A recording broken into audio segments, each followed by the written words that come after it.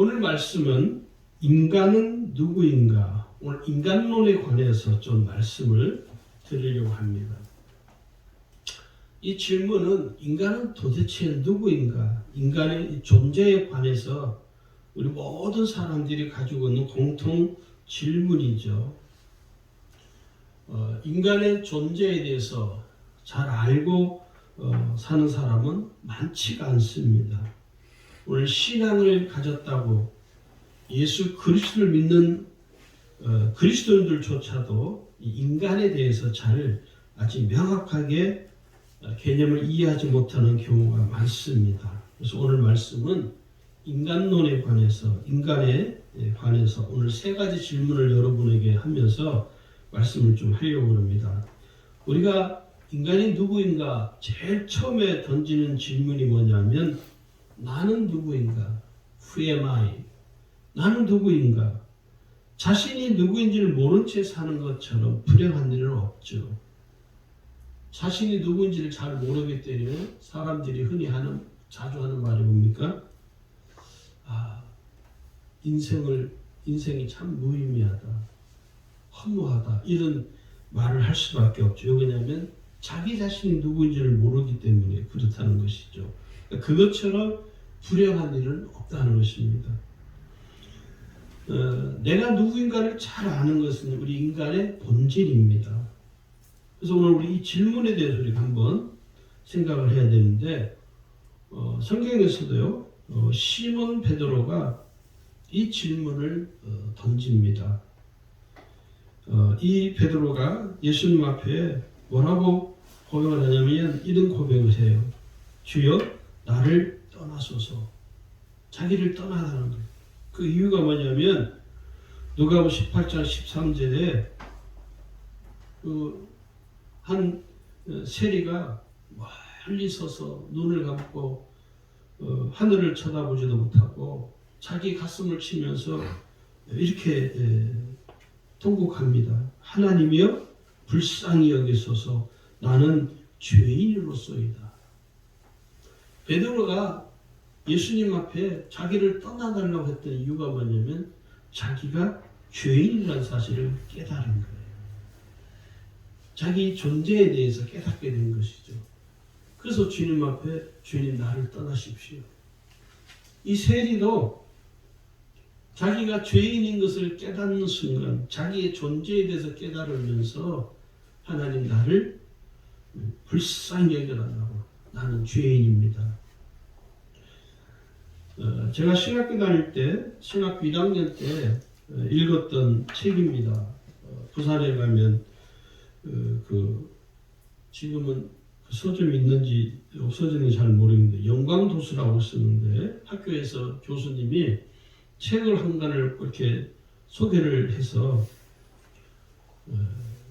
그날 학교 수업이 끝나자마자 서점에 가서 산 책이 있습니다. 그게 인간이란 무엇인가라는 책인데요. 에르스트 카실러가 지은 서강사 출판사에서 나온 책입니다. 거기 읽은 제가 내용 중에 거기 그 책에 페이지 22페이지에 보면 이런 글이 있습니다. 그대로 제가 읽어드릴게요. 인간은 쉴 새 없이 자기 자신을 찾는 피조물, 즉 그 생존의 모든 순간에 자기의 생존의 조건을 검토하고 천착하지 않으면 안 되는 피조물임이 밝혀진다.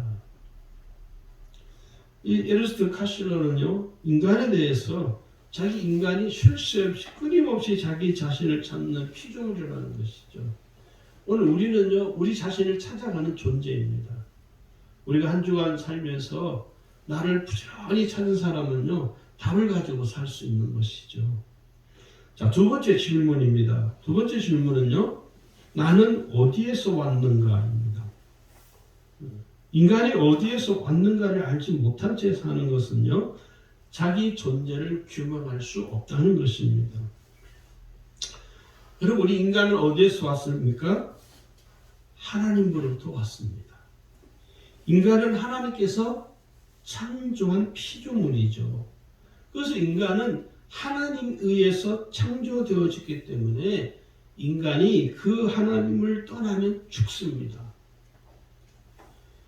창세기 1장 27절에 보니까요. 하나님이 자기 형상, 곧 하나님의 형상대로 사람을 창조하시되 남자와 여자를 창조하시고, 그 우리의 출처가 어디냐면 하나님이라는 거예요.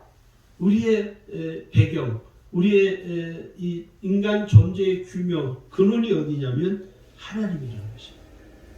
그래서 여러분, 마치 물고기는요, 물을 떠나면 죽는 것처럼 뿌리가 흙에서 뽑히면 말라 죽는 것과 같은 이론입니다. 하나님을 떠나면 인간은 죽게 되어 있습니다. 그리고 인간은 어디서 왔느냐? 흙으로부터 창조되었습니다. 인간은 흙으로 창조되었기 때문에 죽으면 그 육신은 흙으로 돌아가고요, 그 영은 하나님께로 돌아갑니다. 할렐루야. 우리가 이것을 명확하게 알고 계셔야 됩니다. 창세기 2장 7절에 기록하기를 여호와 하나님이 땅의 흙으로 사람을 지으시고 기록했습니다. 하나님께서 인간을 땅의 흙으로, 그래서 우리 인간의 재료는 흙입니다. 흙으로 우리를 지으셨다는 거예요. 그리고 그 생기를 하나님이 인간의 코에 불어넣으심으로 인하여 인간은 비로소 하나님에 의해서 사는 영이 되었어요. 그걸 성경은 생명이라고 해요. 생명은 사는 영, 하나님에 의해서 사는 영이라는 말입니다. 창세기 3장 19절에도요. 내가 흙으로 돌아갈 때까지 얼굴에 땀을 흘려야 먹을 것이 먹으려니. 그래서 끝에 보면요. 너는 흙이니 흙으로 돌아갈 것이다.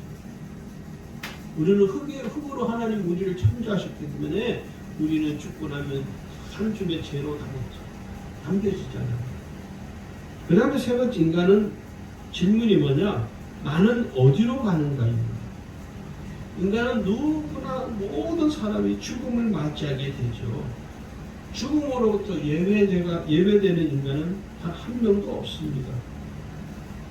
근데 우리는 마치 죽지 않을 것처럼 살죠. 제가 40대까지는요, 목회를 하면서 저의 목회 은퇴에 대한 생각을 전혀 한 적이 없습니다. 49살 때까지는. 내가 앞으로 목회가 은퇴가 어떻게 될까, 내가 은퇴할 나이가 언제일까, 은퇴에 대해서 한 번도 생각을 품은 적이 없었습니다. 그래서 나이 50이 딱 되는 순간부터 무슨 생각을 자꾸 하게 되냐면 은퇴 이후의 삶을 생각하게 됩니다. 앞으로 내가 이제 은퇴가 얼마나 남았구나. 또 한 해가 또 지나면 이제 내가 은퇴가 몇 년이 남았구나. 그래서 이렇게 제 또래 되는 목사님들 만나면 늘 다른 데 하는 서로 이야기하는 게 뭐냐면 당신 은퇴하면 어디 가서 할 거야? 당신 은퇴 이후에 뭐 할 거야? 이런 이야기를 하게 됩니다.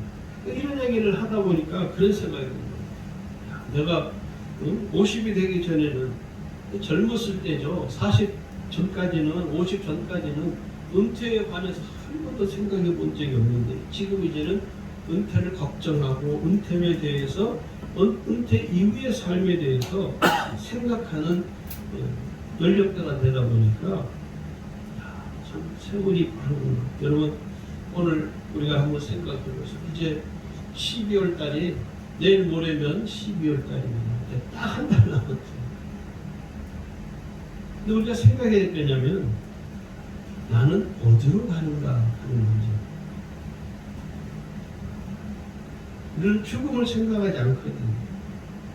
또 우리는 죽음이 끝이라고 생각하지 않습니다. 20대, 30대 젊은이들한테 야, 인간은 누구나 다 죽고 그런 말 한번 해보세요. 별로 그렇게 마음에 공감이 안 돼요. 저도 그랬거든요. 30대, 40대 전까지만 하더라도 은퇴에 관해서는 저는요, 눈꽃만큼의 공감이 안 됐습니다. 근데 지금은요, 공감이 너무 잘 되거든요. 오늘 우리가요, 죽음이 끝이라고 생각하지 않기 때문에, 죽음이 끝이라고 생각하기 때문에 죽고 난 이후의 삶을 우리는 생각하지 않는다는 거예요. 그래서 우리는 죽음의 끝이기 때문에 끝이라는 여러분, 만약에 죽음이 마지막 끝자락이란다면 우리의 삶이 얼마나 공부할까요? 그런데 오늘 성경 뭐라고 하니까 죽음이 끝이 아니라. 어떤 분이 그런 이야기 하시더라고요. 죽으면 시작이다. 영원한 세계에 들어가는 시작에 불과하다. 오늘 마가복음 10장에 보니까요, 한 사람이 예수님께 이런 질문을 해요. 마가복음 10장 17절에 보니까 예수께서 길에 나가셔서 한 사람이 달려와서 꿇어 앉아 묻자오되 선한 선생님이여 내가 무엇을 하여야 영생을 얻으리이까? 예수님께서 내가 율법을 지켰는데 제가 율법을 다 지켰습니다. 내게 한 가지 부족한 것이 있다. 그게 뭐냐면 내가 가지고 있는 모든 많은 것을 가난한 자들에게 나누어 주고 나를 따르라.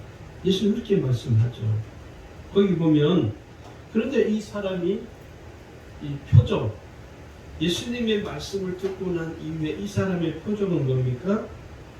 마가복음 10장 22절에 거기에 기록하는데요. 슬픈 기색을 띠고 근심하며 갔다. 그렇게 성경은 기록합니다. 왜요? 그 사람은 재물이 많기 때문에 이 많은 재물을 자기가 평생 동안 모았던 많은 이 재물을 다른 사람들에게, 가난한 사람들에게 다 나누어 주라니까 얼마나 이게 충격이겠습니까? 결국은 그 많은 재물 때문에 근심하며 슬픈 기색을 띠고 돌아갔다 하는 이야기죠.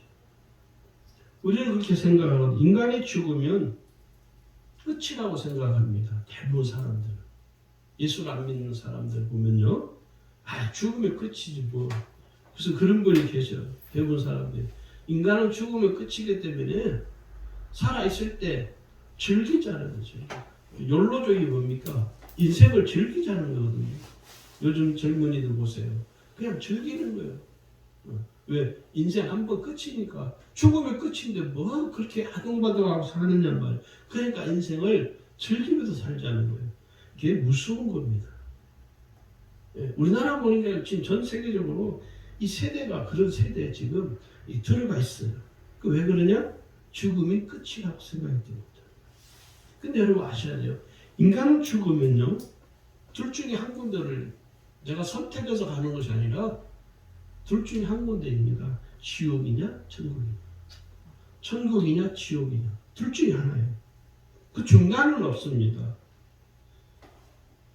천국은요, 예수님을 믿음으로 죄에서 구원받은 사람들, 하나님의 자녀가 된 사람이 갈 수 있는 것이고, 지옥은 예수님을 믿지 아니한 사람들, 예수님을 불신한 사람들은 지옥으로 가게 된다는 거예요.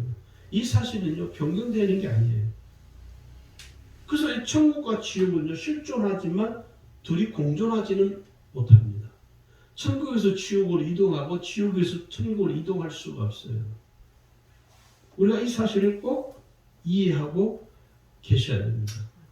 그래서 이 천국과 지옥이 실존하는 것은 완전 생리얼입니다. 여러분 아직 실감이 안 나실 거예요. 근데 가보면 아는 거죠. 여기서는 잘 모르죠. 정말 그럴까? 정말 천국이 있을까? 성도들 중에도 정말 천국이 있을까? 정말 지옥이 있을까? 이 헷갈리는 성도들이 의외로 많더라고요. 저는 그런 정도를 많이 봤어요, 실제로. 그래서 여러분, 오늘 우리가 죽음이 끝이 아니라는 사실을 꼭 아셔야 됩니다. 나는 어디로 가는가? 여러분 어디로 갈 것 같습니까? 여러분 어디로 갈 것 같으세요? 그러면 또 고민하는 분 계세요. 맞아, 나 어디 가지? 어디가 지옥 아니면 천국 둘 중에 하나예요, 하나. 자, 그러면 오늘 이 세 가지 질문을 가지고 말씀을 좀 풀어가려고 그러는데, 그 인간은 도대체 어떤 존재인가 좀 이렇게 더 말씀을 좀 더 드리려고 합니다. 인간의 존재에 대해서 말씀을 드리자면, 인간은 하나님께서 창조한 피조물입니다. 인간의 근원은요, 하나님으로부터 시작이 되어집니다. 하나님이 우리를 창조하셨기 때문에. 여러분, 우리는 학교에서 그렇게 배웠죠. 진화론을 배웠습니다. 저도 학교 다닐 때 보면 진화론을 배울 때 사실 진화론에 대해서 그렇게 깊게 생각해 본 적도 없고요. 그런데 이 진화론이 뭐죠? 진화론은 인간이 원숭이에서 진화했다고 주장하는 가설에 불과합니다. 그래서 이 진화론은요, 이미 학자들 사이에서도 이미 모든 사람들이 인정하는 가설에 불과하다는 걸 이미 다 전 세계적으로 다 공통적으로 누구든지 이것은 진화론은 가설에 불과하다고 이야기를 합니다. 아직 과학적으로 진화론이 증명된 게 없습니다. 그런데 이 진화론을 가지고 논쟁하는 것은 더 이상 아무런 의미가 없다는 거예요.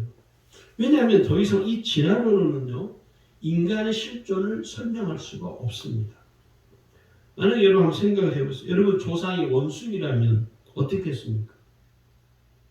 여러분의 뿌리가 원숭이라면 기분이 좋겠습니까? 이게 기분이 좋냐 안 좋냐 감정의 문제가 아니라 이거는 있을 수 없는, 존재할 수 없는 말 그대로 가설에 불과하다.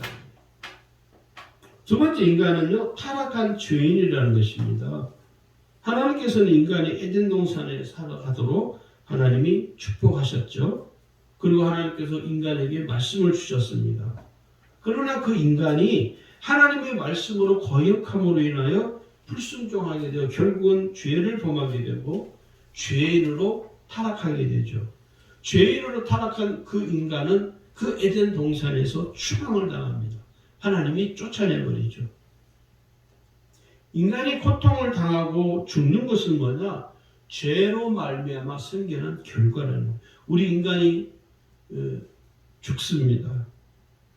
어떤 사람은 80을 사는 사람이 있고, 어떤 사람은 90을 사는 사람이 있고, 어떤 사람은 20살까지 사는 사람이 있고, 모든 인간이 다 죽죠. 그 죽는 이유가 뭐냐? 인간의 죄 때문에 죽는 거예요. 인간이 고통을 당하는 것, 인간이 죽을 병에 걸리는 것, 질병에 걸리는 이 모든 것들은요, 하나님께서 만들어 놓으신 것이 아니라 인간이 죄를 범하여 생겨난 결과예요. 그래서 우리가요, 이 세상에 살면서 삶의 문제로 고통을 당할 때 깨달을 게 뭐냐? 죄가 얼마나 무서운가를 우리가 깨달아야 합니다. 사람들이 질병에 걸려서 중병에 걸려서 죽잖아요. 그걸 보고서는 뭘 깨닫습니까? 인간의 죄가 얼마나 참혹한가를 알아야 된다는 거예요.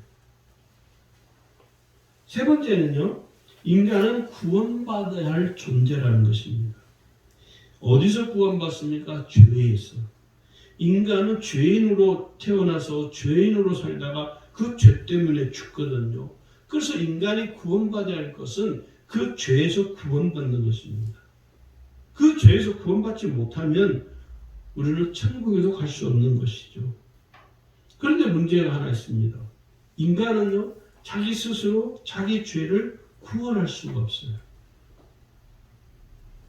예를 들어서 이런 거죠. 물속에 빠져 죽어가는 사람이 자기를 구원할 수 있습니까? 없습니다. 누군가가 도와줘요. 마찬가지로 구원받는 것도 나의 죄를 내가 해결할 수 없다는 거예요. 그래서 하나님의 뜻이 뭐냐면 죄인된 인간이 구원받는 것입니다. 그 하나님께서는 죄인된 인간이 구원받을 수 있도록 하나님의 독생자이신 예수님을 이 세상으로 보내시고 십자가에 죽게 하시고 무덤에서 사흘 만에 다시 부활하심으로 인간을 구원하시는 일을 완성하신 것입니다. 그래서 예수 그리스도를 믿는 사람은 죄에서 구원받는 것이죠. 네 번째는요, 인간은 하나님의 말씀으로 살아가야 할 존재입니다. 예수님이 이 말씀을 분명하게 우리에게 하셨습니다. 사람이 떡으로만 살 것이 아니요 하나님의 입으로부터 나오는 모든 말씀으로 살 것이라. 인간의 존재에 대해서 분명하게 규정을 한 거죠. 인간은 하나님의 말씀으로 살아야 됩니다. 그래서 우리의 근본이 뭐냐면 이 하나님의 말씀을 내가 듣고 하나님 말씀을 지키며 사는 거예요. 할렐루야. 하나님 말씀을 내가 읽고 하나님 말씀을 내가 묵상하고 하나님 말씀을 듣고 하나님 말씀을 지키는 거예요. 그래서 제일 중요한 게 듣고 읽는 것보다 더 중요한 게 뭐냐면 지키는 겁니다. 지키는 게 더 중요합니다. 왜냐하면 하나님의 말씀을 듣지 않거나 지키지 않으면 우리 인간은 죽음에 이르게 돼요. 인간은 하나님의 말씀으로 살아야 된다는 것입니다. 그 다음에 다섯 번째는 인간은 하나님의 은혜로 살아야 할 존재입니다. 하나님께서는 죄를 범한 인간에게 은혜를 베풀어 주셨죠. 아담과 하와가 죄를 범하고 숲속으로 다 숨었잖아요. 둘이 벌거벗은 모습을 서로 보면서 수치심을 느끼고 도저히 서로 바라볼 수 없는 지경에, 그게 죄의 결과입니다.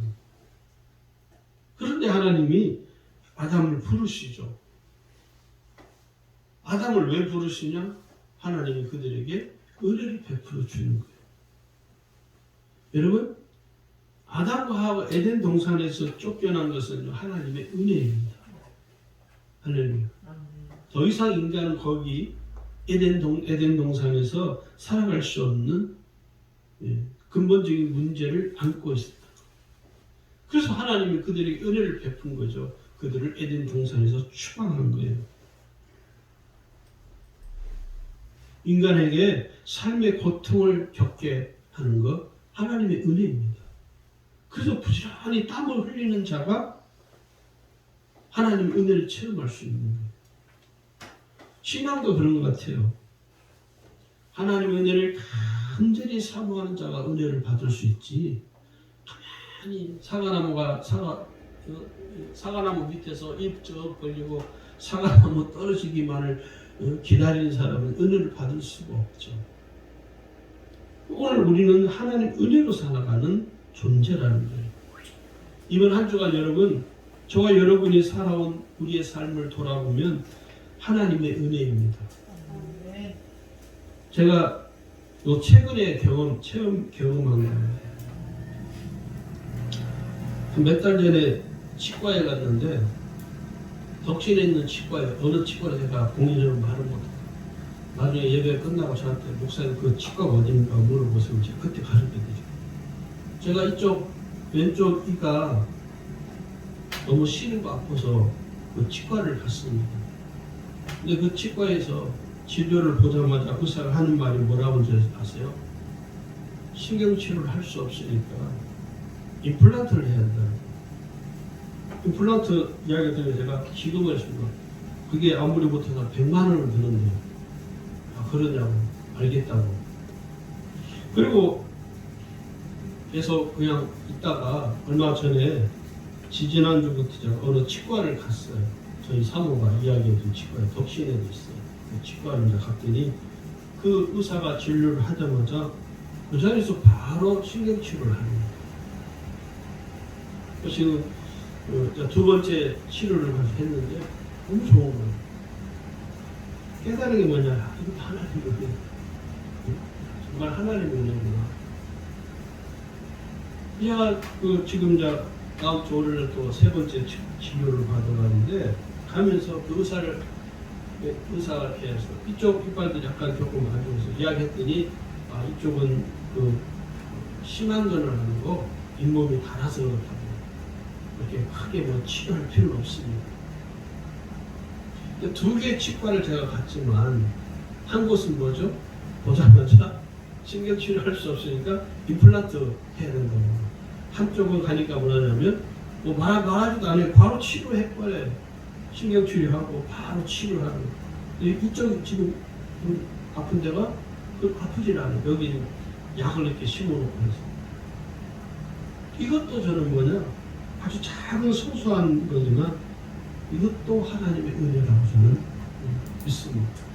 하나님의 은혜죠. 우리가 이가 아파도 어느 병원을 가야 될지 모를 때 하나님 은혜를 베푸셔서 물질적으로도 내가 손해보지 아니하도록 하나님 은혜를 베풀어 주시고 또 치료를 받는 데 있어서 좋은 의사를 만나게 하신 이것도 저는 하나님의 은혜라고 확신합니다. 우리의 모든 삶이 여러분 하나님의 은혜가 없으면 살아갈 수가 없습니다. 할렐루야.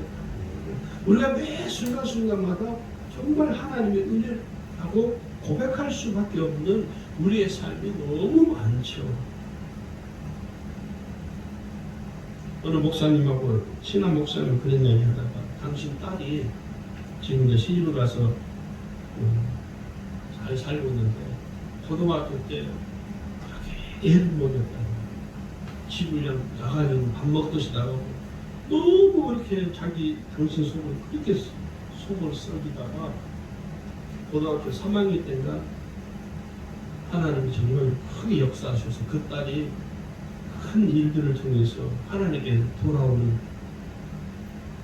그래서 지금은 너무 감사하고 제가 그 이야기를 들으면서 그런 생각을 해요. 우리 아이들을 키워보면서 그래도 감사하고 만약에 내가 우리 아이 둘이 하나가 그렇게 나를 애먹이고 속삭였다면 나는 과연 감당할 수 있었을까? 그 생각하니까 그것도 하나님의 은혜구나. 감사가 되는 거예요.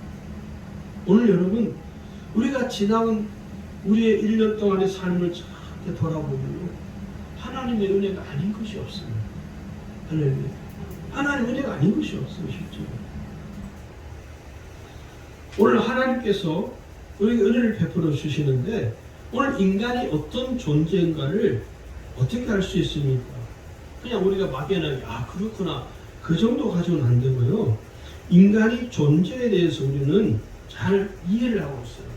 인간의 존재를 어떻게, 인간이 어떤 존재인지를 어떻게 알 수 있느냐 하면요, 사람들이 그렇잖아요. 어떤 제가 학교 다닐 때 미국에서 살다가 온 형님이 계셨어요. 저 신학대학원에 공부할 때 미국 교포이신데 저희 신학교에 왔어. 신학교에 형님, 아니 미국에도 신학교가 얼마나 많은데 미국에 있는 신학교가 훨씬 한국에 있는 신학교보다 더 우수하고 더 잘 가르치고 세계적인 학교들이 얼마나 많은데 왜 하필 한국에 왔느냐 했더니 그분이 하는 말이에요. 자기가 한국 사람이기 때문에 그래도 신학은 한국에서 해야 된다 싶어서 왔다는 거예요. 근데 나중에 후회하고 돌아갔어요. 괜히 왔다. 이 신앙이 없는 사람이 신학을 하니까요, 본인이 더 힘들어하는 거예요. 근데 그분이 그런 이야기 하는 거예요. 인간의 자기가 궁금한 게 뭐냐면 신학을 왜 하느냐 물어보니까 하는 거예요. 자기가 신학을 통해서 인간의 존재에 대해서 명확하게 알고 싶다는 거예요. 자기가 신학을 하는 이유가 뭐냐면 인간의 존재에 대해서 자기는 좀 분명하게 신학적으로 좀 정리를 하고 싶다는 거예요. 목회를 하기 위해서 신학교 온 게 아니라 저 같은 사람은 목사가 되기 위해서 신학대학원을 갔는데 그분은 간단해요. 인간이 누구이냐, 인간의 존재가 누구냐에 관해서 알고 싶어서 신학을 하러 왔다는 거예요. 틀린 말은 아니거든요.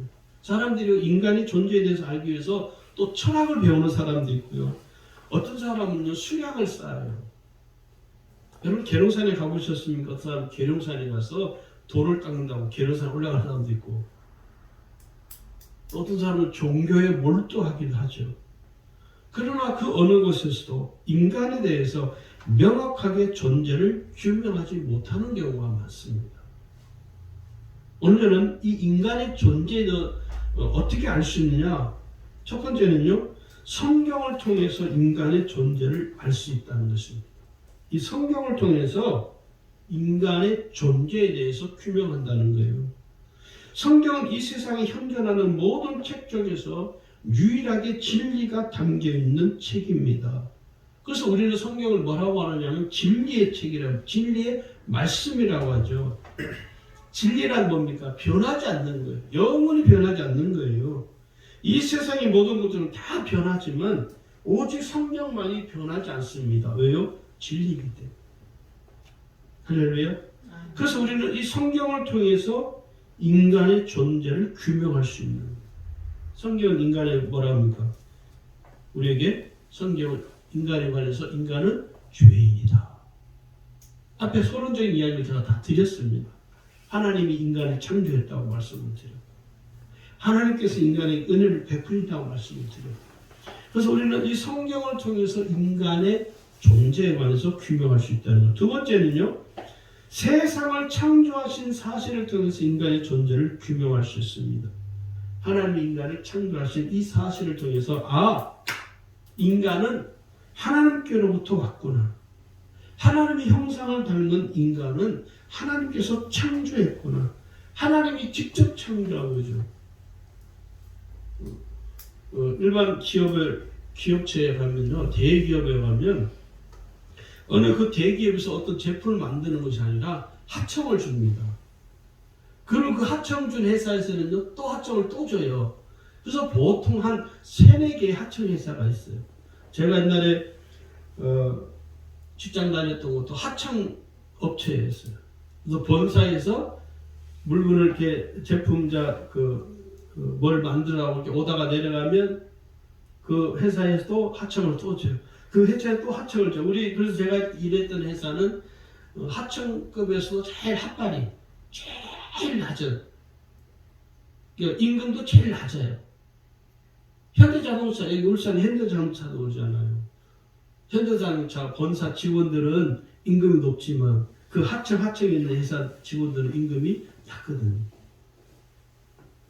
오늘 우리가요, 하나님은 그러나 인간을 하청업자를 하듯이 하나님 만든 게 아니라 하나님이 직접 만드셨다. 할렐루야. 이것을 우리가 잘 이해하고 있어야 됩니다. 세 번째는요, 인간을 어떻게 알 수 있냐면 예수님을 통하여 인간의 존재를 알 수 있습니다. 예수님은 하나님의 독생자이시거든요. 독생자이신 예수님이 이 세상에 사람으로 오셨죠. 그리고 십자가에 죽으셨잖아요. 예수님이 왜 죽었냐? 간단하죠. 하나 이유죠. 죄인을 인간을 구원하시기 위해서. 오늘 예수님께서는요, 다른 존재를 구원하려고 온 것이 아닙니다. 여러분 좋아하는 무슨 강아지를 예수님이 구원하러 왔어요? 아니에요. 예수님은요, 유일하게 하나님의 형상대로 지음받은 인간을 구원하시기 위해서 이 세상에 오신 것입니다. 그래서 우리는 예수님을 통해서 인간의 존재를 알 수 있는 거예요. 예수님은요, 사람을 대할 때 항상 사람으로 대하셨습니다. 그 사람이 돈이 많건, 그 사람이 많이 배웠건, 그 사람이 가난하건, 그 사람이 무식한 사람이든 관계없이 항상 예수님을 사람으로 대해 주셨어요. 오늘 우리도요, 어떤 사람을 대할 때 사람으로 대해야 됩니다. 이 사람이 돈이 많으니까 내가 이 사람 좀 잘 보여야지. 이 사람 가난해. 이 사람 나에게 아무 내 인생에 도움이 안 돼. 그냥 막 함부로 대하고 그러면 안 된다는. 왜요? 예수님은 우리를 사람으로 항상 인격적으로 대해 주셨거든요. 그 다음에 네 번째는요, 사람을 어떻게 인간의 존재를 규정할 알 수 있느냐면 역사를 통해서 인간의 존재를 알 수 있습니다. 우리 인간의 삶에는 뭐가 있습니까? 희노애락이 있죠. 인간의 역사에는 그래서 항상 이야기가, 스토리가 있습니다. 희노애락이 뭡니까? 스토리거든요. 슬플 때 슬퍼하고, 기쁠 때 기뻐하고, 절망할 때 절망하고, 이런 모든 것들이 뭡니까? 스토리입니다. 내 삶의 스토리가 풍성한 사람은요, 기쁨이 풍성한 사람은요, 삶이 늘 기쁜 거예요. 근데 삶이 늘 절망적인 사람은요, 늘 삶이 절망으로, 그러니까 인생에 있어서 어떤 인생에 낙이 없다고 말을 하죠. 여기 보시면요, 사도행전 17장 26절에 보니까 인류의 모든 족속을 한 혈통으로 만드사 온 땅에 살게 하시고 그들의 연대를 정하시며 거주의 경계를 정하셨으니 이는 사람으로 혹 하나님을 더듬어 찾아 발견하게 하려 하심이로되 그는 우리 각 사람에게서 멀리 계시지 아니하도다. 이건 역사를, 인간의 역사, 인간의 이 삶의 스토리를 통해서 하나님을 발견하게 하고 하나님을 깨닫게 하고, 그래서 우리 인간의 존재를 우리가 찾아가는 거예요. 옛말에 이런 말 있잖아요. 호랑이는 죽어서 가족을 남기고 사람은 죽어서 이름을 남긴다. 오늘 저와 여러분의 삶에 그래도 우리가 호랑이보다 낫잖아요. 우리의 이름을 남겨야지. 할렐루야. 이름을 남겨야지. 이름을. 우리가 구원받은 온전한 인간으로서, 하나님께서 우리를 규명하시는 인간으로서 내 삶의 흔적을 남기는 건요, 너무 중요합니다. 오늘 저와 여러분의 삶, 여러분 예를 들어서 내가 죽었는데 누가 나를 기억해 주지 않아. 그것처럼 비참한 거 없습니다. 사람들이 나를 기억해 주고 그게 이름을 남기는 것이죠. 오늘 저와 여러분의 삶이 이 인간의 존재에 관해서 우리가 더 이상 인간이 누구인가에 관해서 더 이상 여러분 헷갈리지 마시고 분명한 믿음을 가지시고, 오늘 우리가 인간의 존재에 대해서 성경을 통해서도 우리가 알 수 있고 또 세상을 창조하신 이 사실을 통해 알 수 있고 예수님을 통해 알 수 있고, 오늘 우리의 이 역사, 히스토리, 이 스토리를 통해서 우리가 인간의 역사를 알 수 있습니다. 역사라는 건 뭡니까? 삶의 흔적이거든요. 지난 역사는 우리의 삶의 흔적을 돌아오고, 오늘 내가 이 시대에서 얼마 전 제가 혼자 이렇게 서재에서 있다가 이렇게 멍 때리고 앉은 적이 있어요.